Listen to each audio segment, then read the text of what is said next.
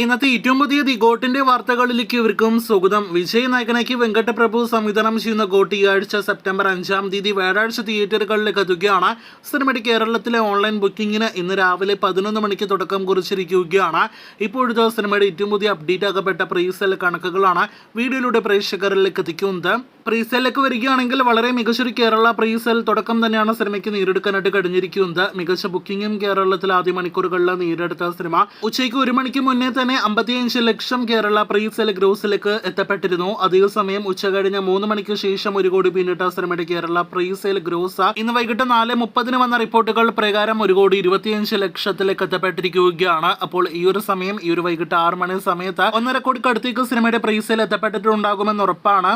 ഇന്ന് രാത്രിയോടെ തന്നെ 2 കോടി രൂപയ്ക്ക് മുകളിലെ ഗോട്ടിന്റെ കേരള പ്രീസെൽ കണക്കുകൾ എത്തപ്പെടുമെന്നാണ് നിലവിലെ ട്രെൻഡിൽ നിന്ന് വ്യക്തമാകുന്നത്. അപ്പോൾ ആകെ മൊത്തത്തിൽ നോക്കുകയാണെങ്കിൽ വളരെ മികച്ചൊരു ബുക്കിംഗും ഒപ്പം തന്നെ പ്രീസെൽ തുടക്കവും കേരളത്തിൽ സിനിമ നേടിയെടുത്തിരിക്കുകയാണ്.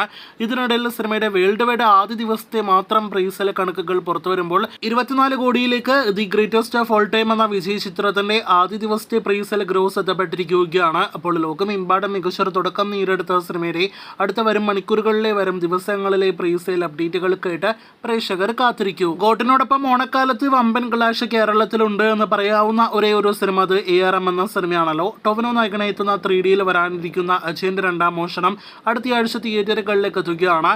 ചിത്രത്തിന്റെ ഓൺലൈൻ അഭിമുഖങ്ങൾ വിവിധ ചാനലുകൾക്ക് വിവിധ ഭാഷകളിലായിട്ട് ടൊവിനോ ഉൾപ്പെടെയുള്ള സംഘം നൽകിക്കൊണ്ടിരിക്കുകയാണ്. ഇപ്പോഴത്തെ ARM എന്ന സിനിമയുടെ ബഡ്ജറ്റ് റിപ്പോർട്ട് ടൊവിനോ തന്നെ ഒഫീഷ്യലായിട്ട് പുറത്തുവിട്ടിരിക്കുകയാണ്.